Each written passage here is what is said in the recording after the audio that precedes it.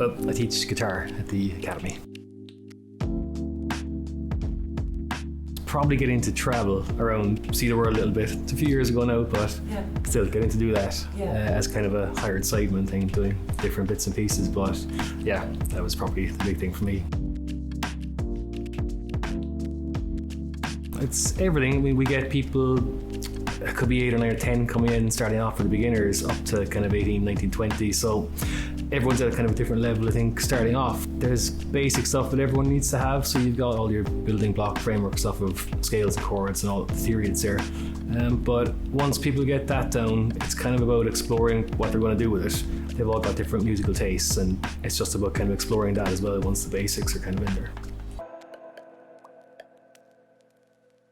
I don't get to see it enough, but probably when you see them playing together in bands at the end of the year, or if we have sometimes I'm in band classes for it, it's just, you kind of see them working on stuff individually. You kind of see their progress in class a little bit week to week, but it's really only when you see them in their kind of peer groups together and you see that difference, maybe where they've been, say, the Christmas versus the summer kind of end-of-year concerts, and just when you see like a different person on stage, whatever, that's kind of amazing. I don't know how it happens, but it happens, and it's great.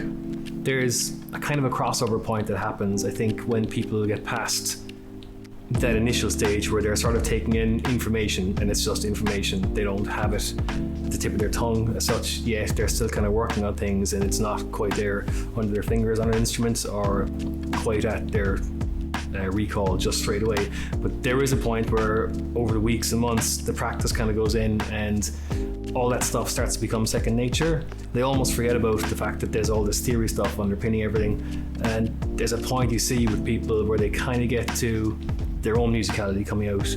Maybe they start creating music themselves, or maybe it's just you see that they're able to improvise something for the first time, or there's these little moments, and they're actually the kind of things that stand out in my memory for different students. It's not so much that somebody came in one week and played a scale perfectly, it's that you kind of see where they are a couple of months on versus when they started. And if they get to that point where they are kind of creating something, or something of themselves is coming out because they have that headspace to let it happen, that's pretty rewarding. Yeah.